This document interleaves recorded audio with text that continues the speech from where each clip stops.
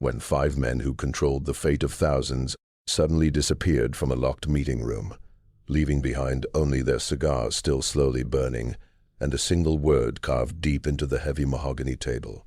The real question was not only where they had gone, it was what they had uncovered in the weeks before that made someone, or something, decide they could never be allowed to speak again. Charleston, 1844. A city built on secrets that even the soil seemed desperate to keep hidden. The invitation arrived on October 14th, 1844. It was delivered by private courier to 5 of Charleston's most powerful plantation owners. Each envelope carried the same dark red wax seal, a ship's anchor twisted together with cotton bolls, and inside were identical cards printed on fine cream-colored paper.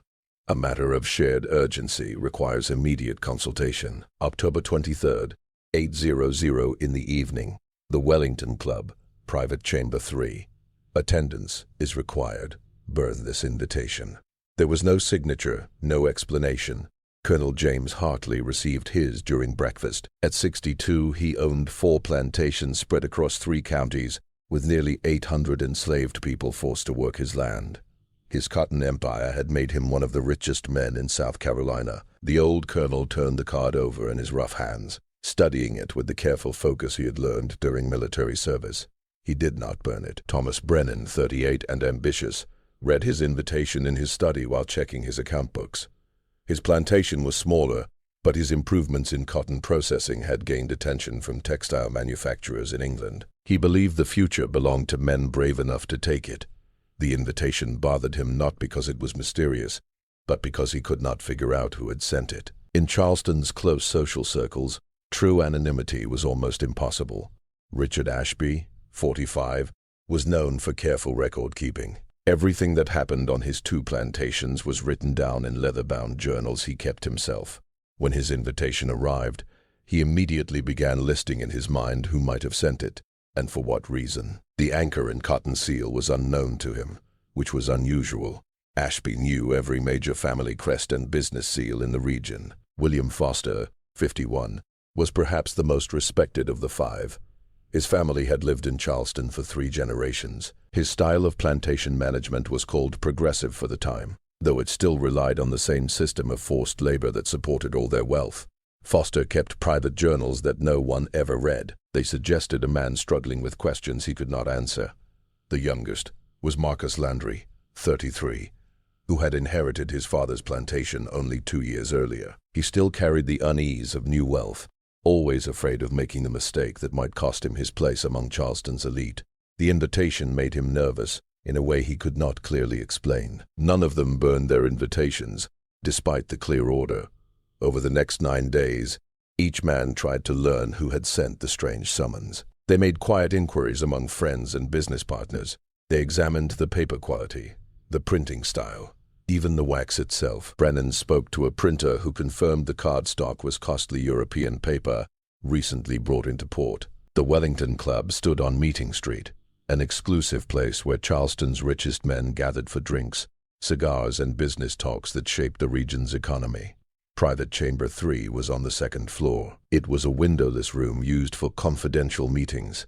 Thick velvet curtains covered the walls for soundproofing. The door could be locked only from the inside, a feature that gave the room its reputation for complete privacy.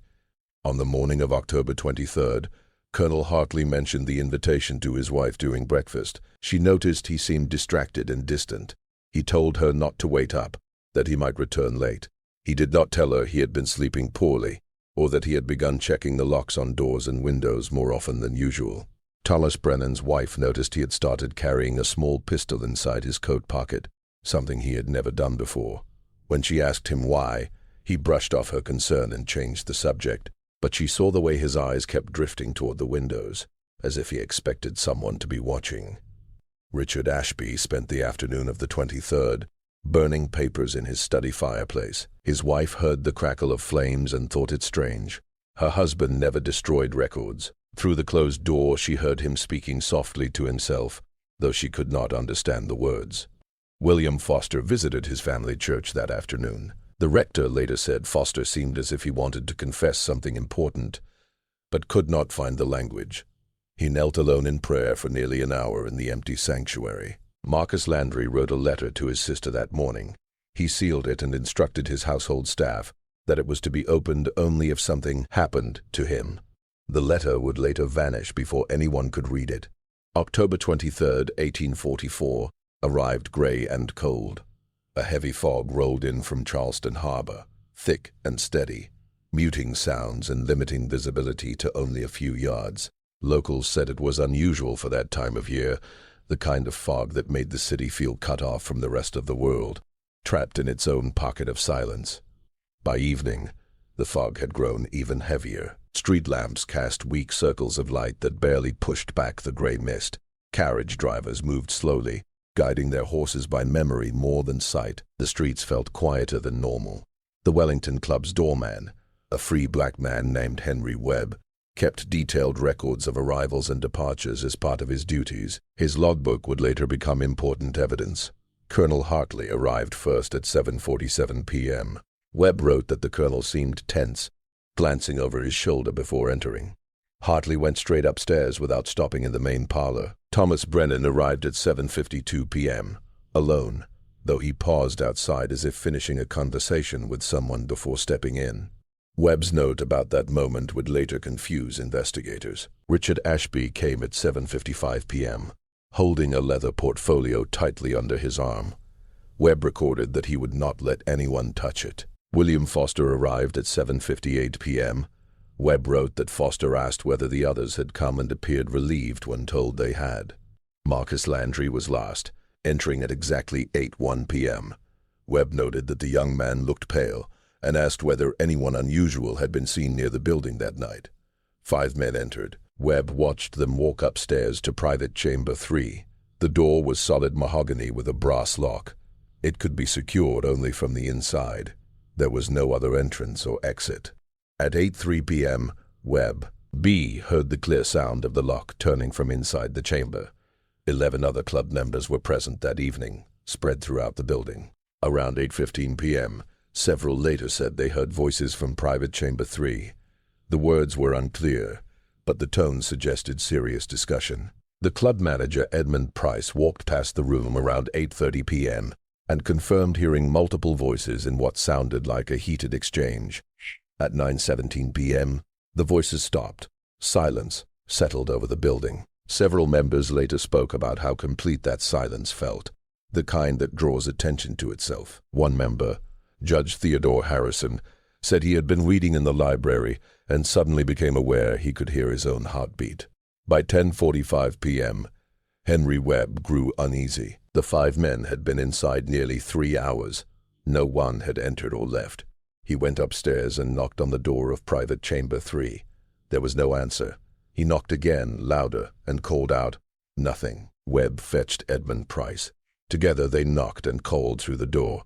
It remained locked from inside. They could see lamplight glowing beneath the door, but heard no movement at all. At 11:03 p.m., Price sent for a locksmith named Jonathan Miller, who lived 3 blocks away. Miller arrived at 11:34 p.m. with his tools. He confirmed the lock had been deliberately turned from inside. Working carefully to avoid damage, he began to open it. By 11:52 p.m., the lock clicked open. Edmund Price slowly pushed the door inward. The room was empty. 5 lamps still burned steadily, their wicks properly trimmed, with enough oil to last hours longer. 5 chairs were pushed back from the table, as if their occupants had risen quickly. 5 glasses of brandy stood on the table. Barely touched 5 cigars rested in ashtrays. 4 had burned down completely to ash. 1, Carl O'Neill Hartley's, still gave off a thin line of smoke, curling toward the ceiling. The single window was shut and locked from inside. The glass was unbroken, painted closed years earlier, and never reopened.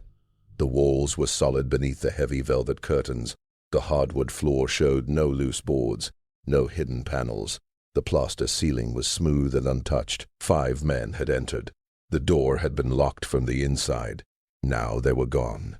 But they had left something behind. Carved into the mahogany table, fresh cuts revealing pale wood under the dark finish, was a single word. The letters were rough and deep, as if carved in great force and urgency. Beneath the word were shapes that looked like numbers, but they had been scratched over again and again until they were unreadable. Around those damaged numbers were hundreds of marks like tally lines, covering nearly 2 feet of the table's surface. Edmund Price stared at the scene, his face drained of color. Henry Webb stood frozen in the doorway, understanding that whatever had happened inside that locked room would not remain a secret for long. Dot, standing behind him, would later tell investigators that the room felt strange. Not cold, not dark, but strange in a way he could not clearly describe. It was like walking into a place where something awful had just taken place, yet nothing was out of order. Everything sat exactly where it belonged, except for the 5 men who were supposed to be there. Price told Webb to contact the authorities at once. By 12:30 a.m.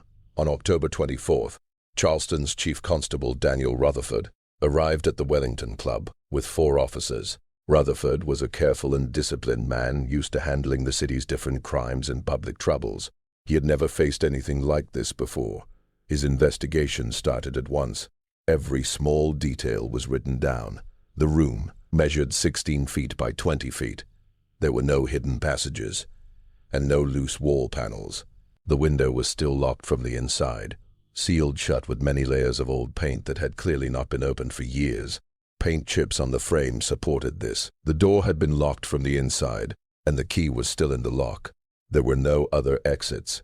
The 5 cigars were checked. 4 had burned down completely to ash. Colonel Hartley's cigar was still smoking when they entered, which meant it had been lit within the last 10 to 15 minutes. Yet the men had been inside with the door locked for more than 3 hours. The brandy was examined and tested. There was nothing unusual in it.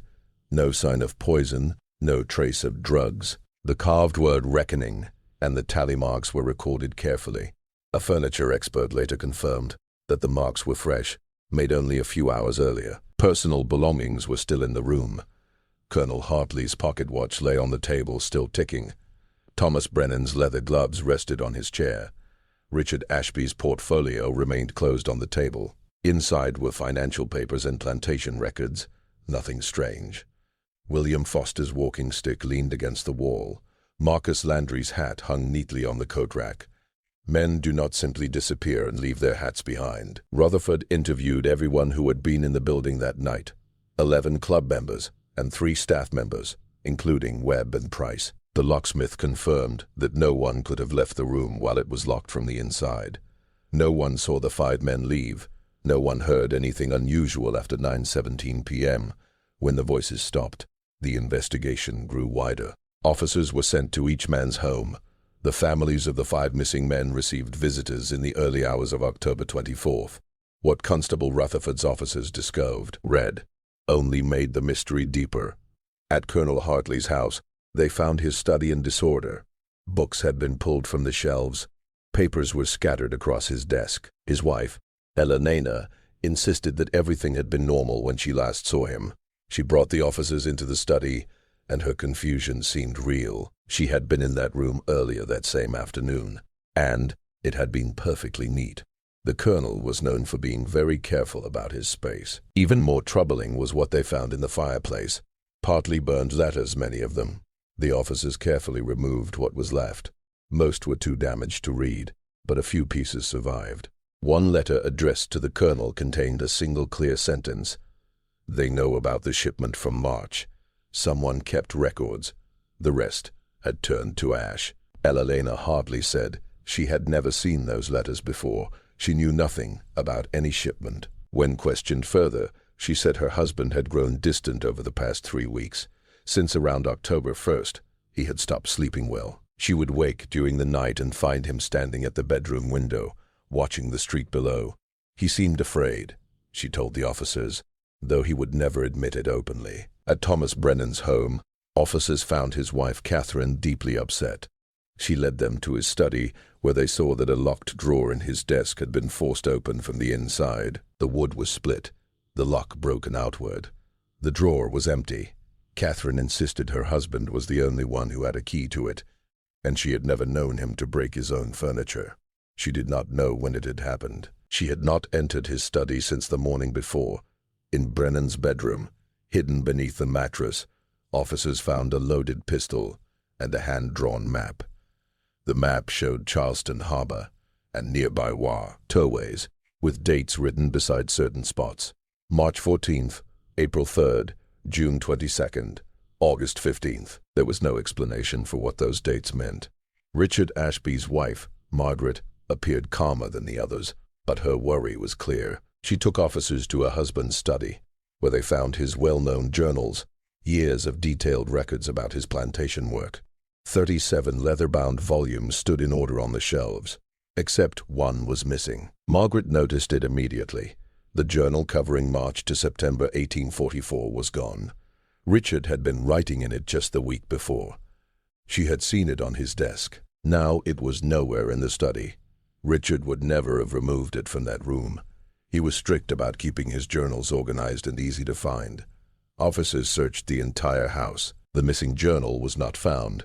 What they did discover, tucked inside another journal from 1843, was a loose sheet of paper covered in Richard's handwriting. It looked like a list of names, 47 names in total. They appeared to be the names of enslaved people, though not from Ashby's own plantation. Next to each name was one word, sold or gone.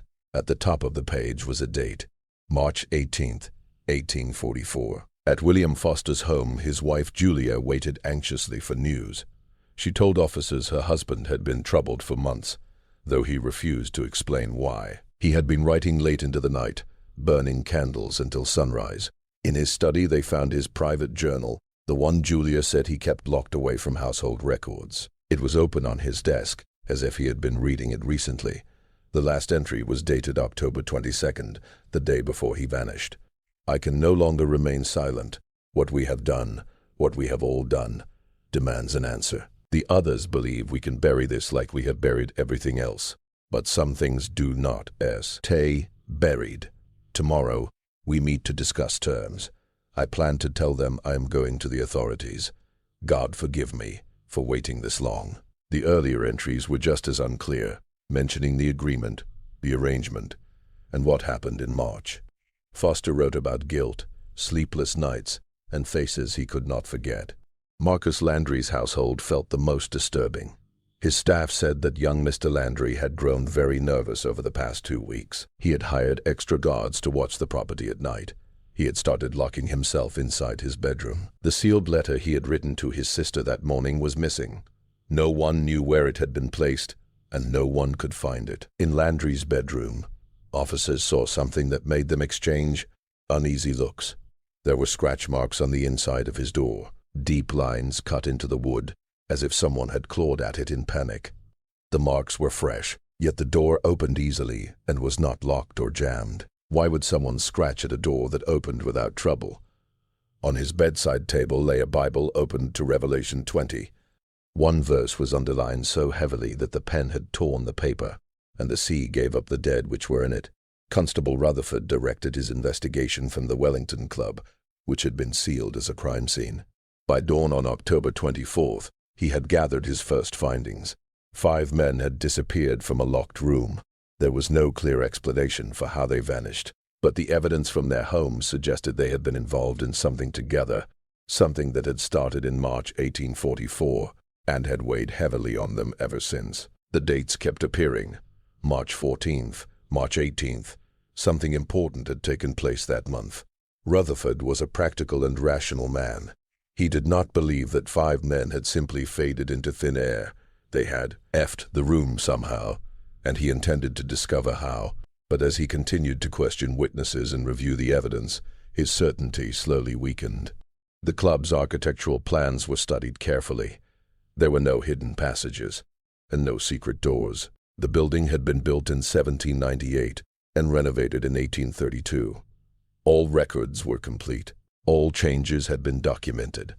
Private Chamber 3 was exactly what it seemed to be, a plain rectangular room with one door, one window, and no hidden spaces. Could the men have escaped before the door was locked? Rutherford retraced their steps. Henry Webb's statement was clear. All 5 men went upstairs. He heard the lock turn at 8:03 p.m. After that, several witnesses confirmed hearing voices from the room at different times until 9:17 p.m. The voices had clearly come from inside the locked room for more than an hour after the door was secured. The cigar troubled Rutherford more than anything else. Colonel Hartley's cigar had still been smoking when the door was opened at 11:52 p.m. It was not fully burned like the others. It was still glowing, slowly burning. That meant someone had drawn on it within the last few minutes, yet no one had been inside that room. On October 25th, Rutherford was visited by a harbor master named George Whitfield. Whitfield had heard about the disappearances and believed he had information that might help. Those 5 men, Whitfield said as he sat in Rutherford's office, they had been asking questions at the docks about 3 weeks earlier. Each of them, at different times, asking about the same matter. What matter? Rutherford asked. A ship called the Meridian arrived in Charleston Harbor on March 13, 1844, and left 3 days later, on March 16th. The 5 missing men had all been asking about its cargo list. Rutherford leaned forward and asked what the ship had carried. Whitfield shifted in his chair and answered quietly. Officially, cotton, and tobacco headed for Liverpool, but there were whispers that the Meridian carried other goods as well, goods that were never written down. In 1844, the international slave trade had been illegal in the United States for many years. Still, unlawful trading continued, hidden and smuggled, especially in southern ports where rules were weak and many officials chose not to notice. The domestic slave trade was still legal and very profitable, but bringing people from overseas was supposed to have stopped. "You're saying the Meridian was part of slave smuggling?" Rutherford asked carefully. "I'm saying there were rumors," Whitfield answered. "Nothing proven, but the dock workers talked. They said the Meridian had sailed from West Africa, stopped somewhere in the Caribbean, then came to Charleston. They said it sat too low in the water for the cargo it claimed to carry, and they said it left in the middle of the night, very quickly, without the normal procedures. Why would these 5 plantation owners care about that?" Whitfield looked straight at the constable. "Because they were the investors, sir. Word on the docks was that the Meridian's voyage was funded by a group of Charleston planters. The ship was meant to bring them cargo they could no longer get legally, but something went terribly wrong." Rutherford felt a chill settle in his chest. What went wrong? "The ship arrived almost empty. Sir, whatever cargo it was supposed to carry, it wasn't there. The investors lost a fortune. But more than that, there were stories about what happened to the crew. The Meridian left Charleston with 14 crew members. When it returned, there were only 6. The captain would not explain what happened to the others. He barely spoke at all. He took his payment and vanished. The ship left that same night and never came back to Charleston. This changed everything. Rutherford immediately began pulling port records. The Meridian had indeed docked in Charleston in March. Its manifest listed cotton and tobacco. The ship was registered out of Baltimore, owned by a trading company that after closer review proved to be a shell with no real office and no traceable owners. The 6 crew members who returned had scattered at once. Rutherford sent officers to find them. 3 were located in Charleston working as dock laborers, taking whatever jobs they could. All 3 refused to speak about the Meridian or its voyage. One became so upset during questioning that he drew a knife and had to be restrained. Between curses and shouts, he said only one clear sentence: "What's done is done. The sea took its due, and the rest ain't for speaking." The other 2 were only slightly more willing to talk. Yes, they had sailed on the Meridian. Yes, the voyage had gone badly. No, they would not give details. When asked about the missing crew, both men showed real fear. One crossed himself again and again, whispering prayers. The other simply walked away, and no legal pressure could bring him back for more questions. The remaining 3 crew members had disappeared. They left Charleston right after the Meridian sailed away and had not been seen since. Rutherford obtained the ship's official log from the port office, but it was almost useless. The entries were short and plain, giving only the bare minimum information. There was nothing about the true nature of the voyage or what had taken place. The captain was listed as Samuel Garrett, a name that did not appear in any other shipping records before or after the Meridian's visit. The man had disappeared as completely as the 5 plantation owners, but now Rutherford had dates. The Meridian arrived on March 13th. Based on evidence from the missing men's homes, something important happened between March 14th and March 18th. That was when everything changed for them. That was when their fear began. On October 28th, 5 days after the disappearances, a man came forward with information. His name was Benjamin Cole. He worked as a clerk at the Charleston Custom House, responsible for processing import papers. Cole was nervous and sweating, even though the air was cool. He told Constable Rutherford he had been unsure about coming forward, afraid of losing his job or something worse.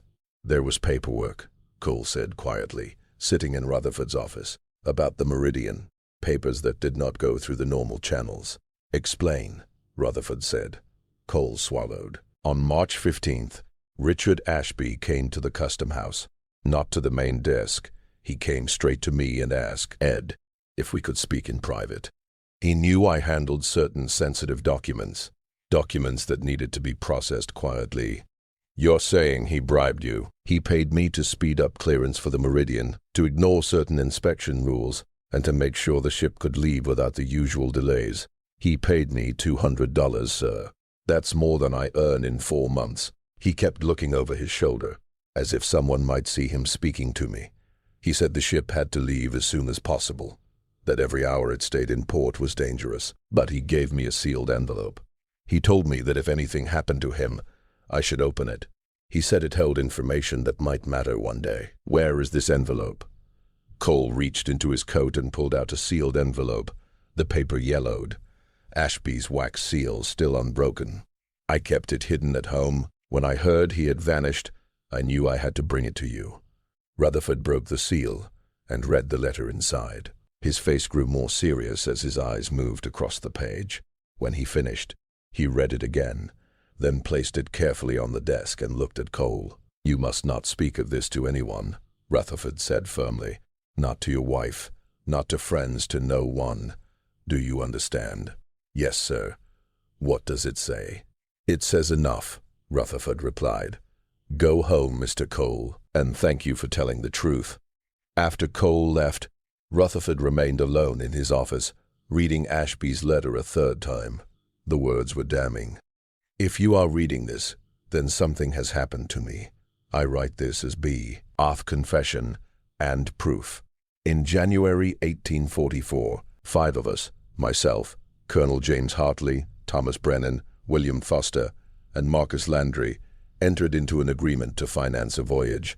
We intended to obtain cargo by means that had become illegal. We believed we could avoid the law through careful planning and silence. We hired a ship, the Meridian, and a captain willing to sail to West Africa. The ship left in December 1843 with 14 crew members. It was to return by February with cargo. We would divide among ourselves. The ship returned on March 13, 1844, but everything had failed. The cargo was gone. All of it.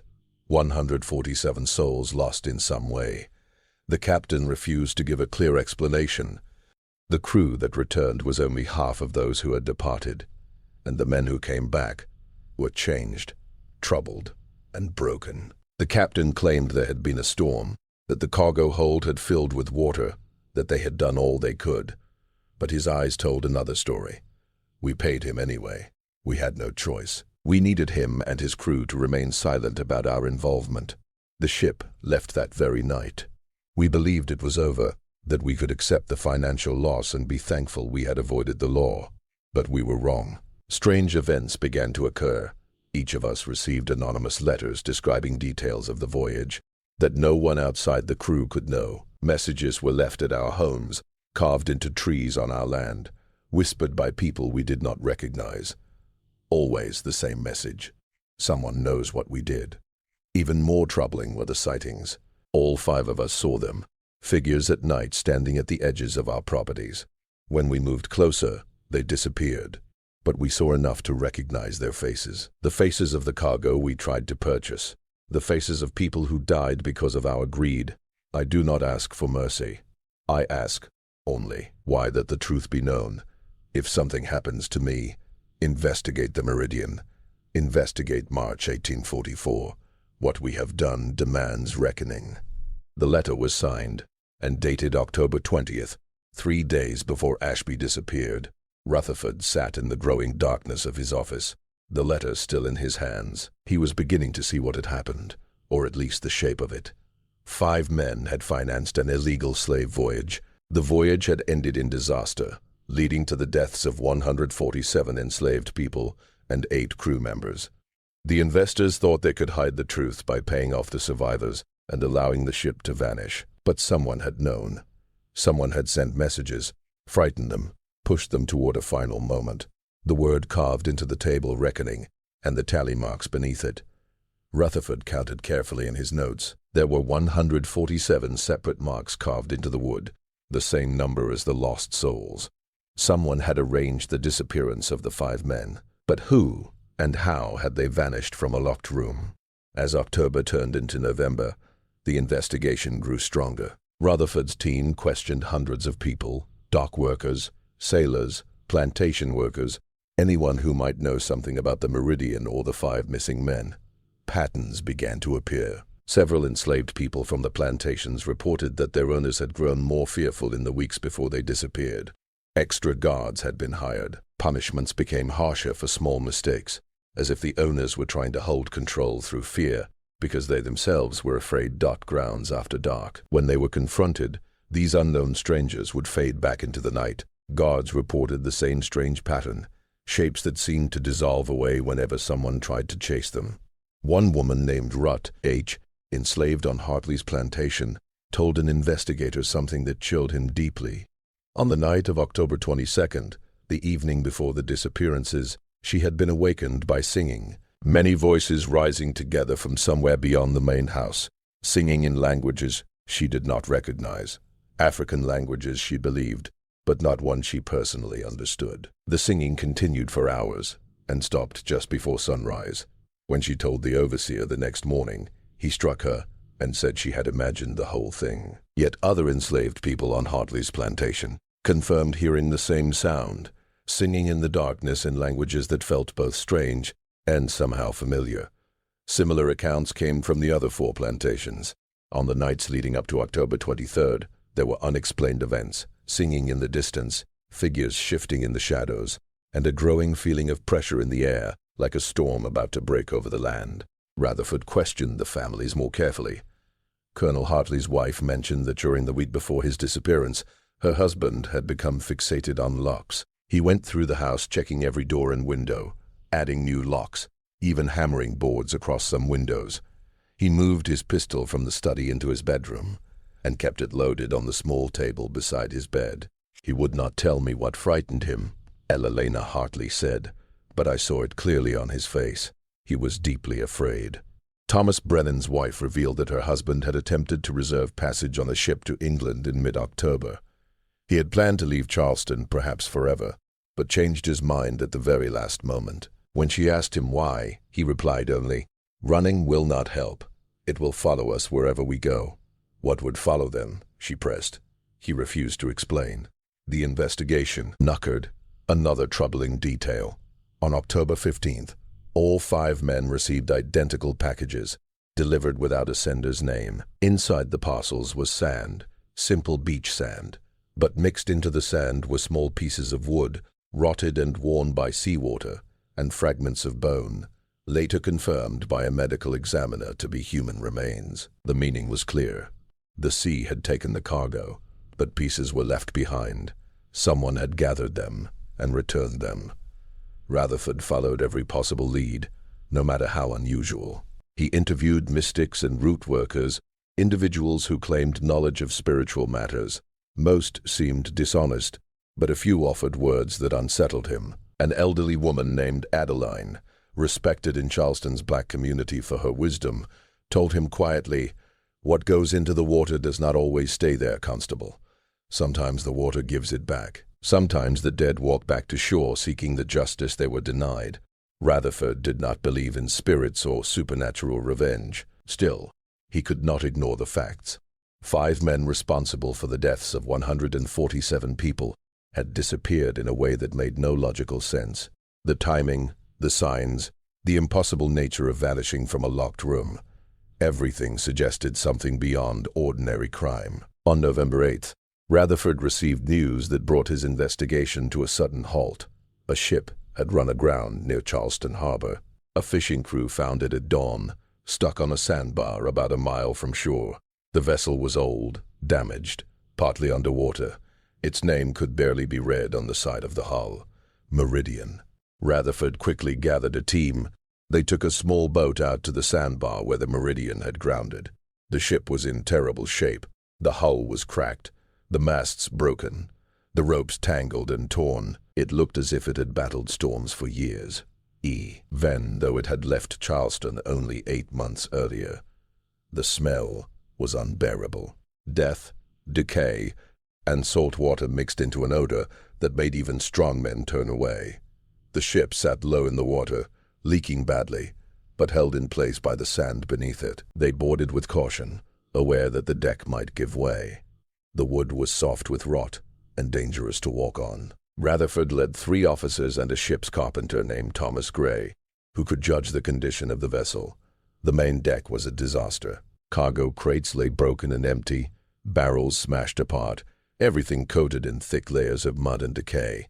There were no bodies and no sign of crew or cargo. They made their way down into the hold. The cargo hold was where enslaved people would have been confined during the journey, chained and packed into cruel conditions that the law claimed to forbid, yet still happened in practice. The space was dark, lit only by the lanterns the investigators carried. What they found explained why the crew had returned shattered. The hold was filled with chains, shackles connected together in long rows, arranged in the pattern used to restrain human cargo. Every shackle was still locked, but every one was empty. There were 147 sets of chains, all secured, all vacant. How could anyone escape locked iron restraints? How could 147 people free themselves at the same time? Gray inspected the shackles closely. These were not forced open, he said quietly. Not broken. They are properly locked from the outside, but there is no one inside them. Carved into the wooden walls of the hold were countless markings, words and symbols in different languages. Rutherford could not read most of them, but he recognized that they might be names, prayers, or records left by those who had been trapped there. One message in English was cut deeply into a beam. The water answered. They sierk, head, the rest of the ship. In the captain's cabin, they found the real ship's log, not the cleaned version submitted to port officials.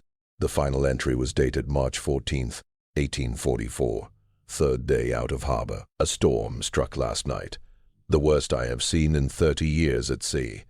The cargo hold flooded before we could secure it.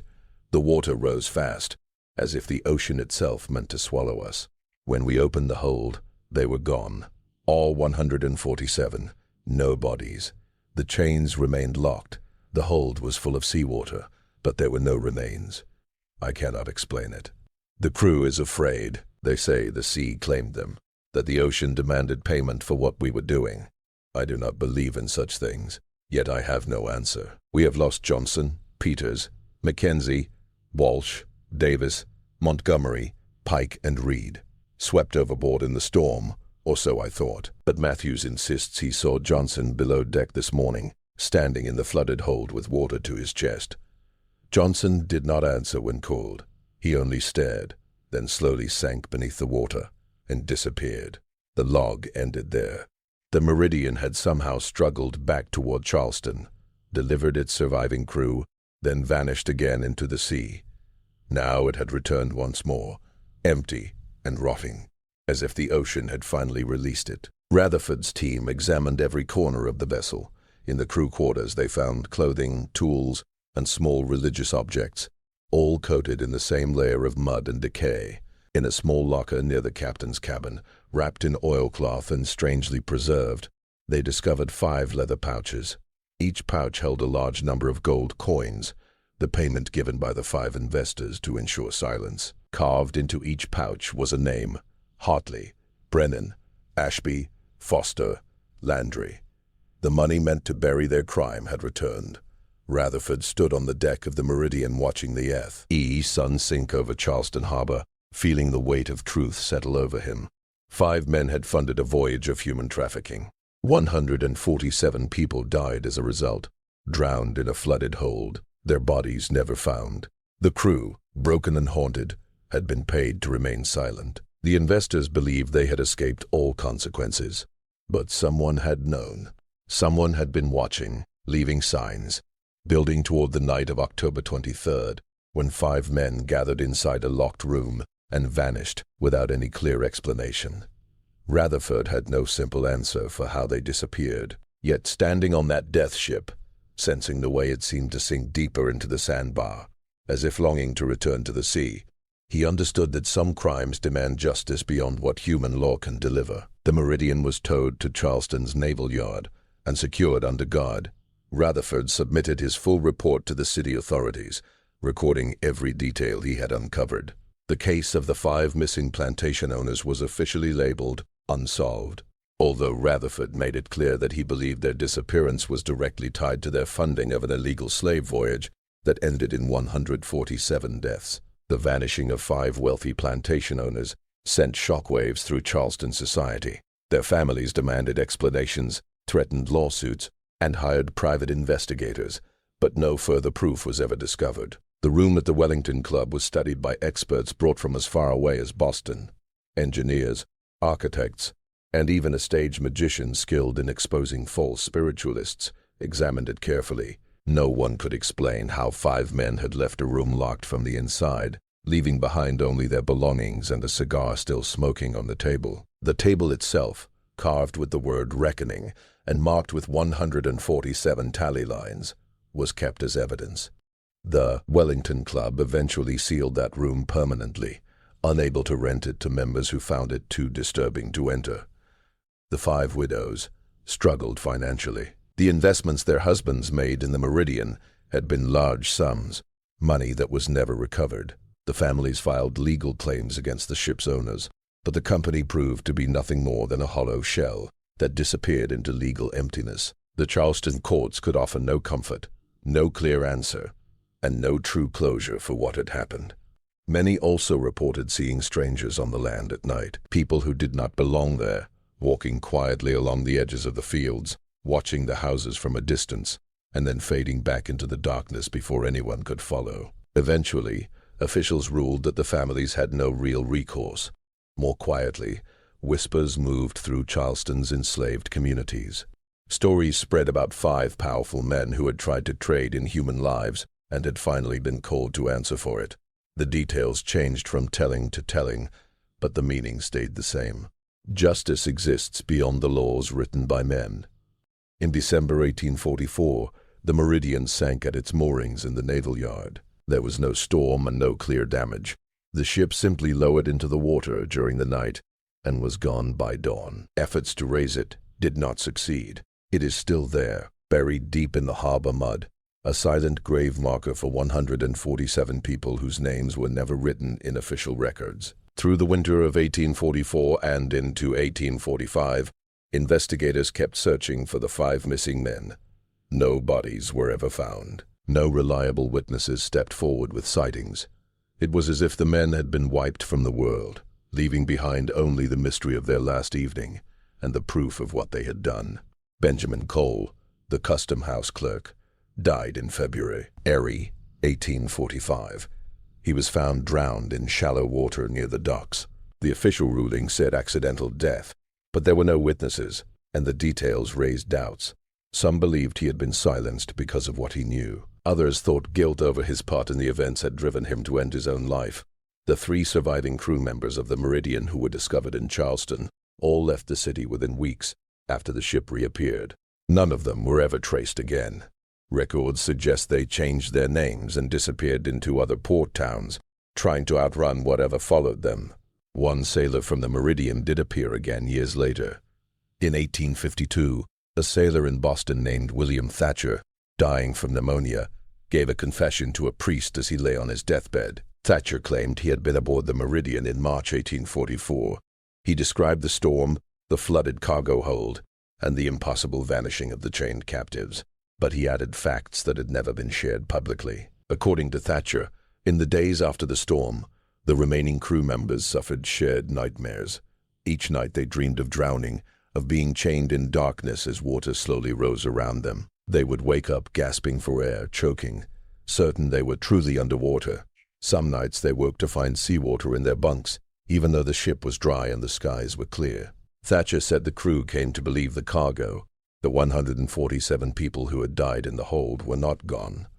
They were with the ship and inside the ship, part of it now watching and waiting. The priest who heard the confession wrote it down and sent it to authorities in Charleston. By then, 8 years had passed since the disappearances. The case had grown cold. Rutherford had retired. No one chose to pursue it further. The families of the 5 missing men slowly continued aged their lives. Widows remarried. Children became adults. Plantations were sold or managed by others. Time did what it always does. It covered the past with layer upon layer of new days. But in Charleston, the story did not fade. The Wellington Club incident became a local legend. The night 5 men vanished from a locked room. Students at the College of Charleston examined it as an unsolved puzzle. Reporters returned to the case again and again, hoping to uncover new proof. None ever did. In the spring of 1846, a different visitor arrived in Charleston. His name was Frederick Bailey, though later he would be known by another name. He was traveling through the South, collecting information, forming connections, building the network that would one day help enslaved people escape to freedom. While in Charleston, he heard about the 5 plantation owners who had disappeared. He spoke with some of the enslaved people from their estates. These talks were risky for everyone, but they still happened in quiet corners and hidden places. What they shared was never placed in any official document. They spoke of singing in the nights before the disappearances, of shapes moving across the fields after dark, of a woman named Eliza who worked in Hartley's kitchen. On the morning after the vanishings, she had been found standing at the edge of the property, looking toward Charleston with tears running down her face. When asked what troubled her, Eliza said only, "They came back. They found what they were searching for." Who came back? She would not explain, yet she seemed calm, almost relieved, as if a heavy burden had finally been lifted. Bailey wrote these accounts in his private notes. Years later, in his autobiography, he briefly mentioned Charleston and the strange story of plantation masters who seemed to have been swallowed by their own wrongdoing. He did not include many details, perhaps knowing that some stories were too dangerous to fully tell in a time when slavery still stood, and power continued to shield itself. The truth of what happened on October 23, 1844, in private chamber 3 of the Wellington Club, was never discovered. 5 men walked into a locked room and never walked out. Their fate became Charleston's longest-lasting mystery. But maybe the mystery itself is the answer. Maybe the meaning is not in what happened to 5 guilty men, but in what their disappearance stood for. A sign that some debts require payment, that some crimes are too large to be hidden or bought away, that justice can exist in forms that cannot be stopped by locked doors, high status, or the shelter of unfair laws. The Meridian still rests in Charleston Harbor, buried under silt and years. On misty nights, sailors sometimes claim they see lights near the place where the ship sank, pale glows that move beneath the water. Fishermen stay clear of the spot, saying their nets return empty there, or worse, twisted with old chains. The room at the Wellington Club was later torn down when the building was renovated in 1871. The table, carved with its single word and tally marks, was saved and placed in storage. In 1886, the warehouse caught fire during the Great Charleston Blaze. The table was destroyed, yet the story survived and continues to survive. The Charleston Incident, the night 5 plantation owners disappeared. A mystery with no clear answer. A vanishing with no firm explanation. Except that some explanations live beyond what can be proven in courtrooms or written in reports. Unless you believe that 147 people who died in chains in a flooded hold may have found a way to demand justice from those who harmed them. Unless you think that the ocean, after taking so much, might have returned something in its own way. Not the dead in body, but the justice that was denied to them. On clear evenings in Charleston, you can stand by the harbor and look across the water, the same water that carried ships filled with suffering, the same water that claimed 147 lives, whose names were never saved, whose existence was treated as cargo, whose deaths were counted as lost profit instead of human loss. The water remains, always moving, always keeping its secrets, and somewhere beneath its surface, the Meridian waits. A reminder that some crimes leave stains deeper than time can erase, that some reckonings arrive no matter how strong the lock or how high the rank. That justice denied in life may find ways to appear that no law can block and no power can silence. 5 men vanished on October 23rd, 1844. They were never found. And perhaps that alone was the ending their story had earned.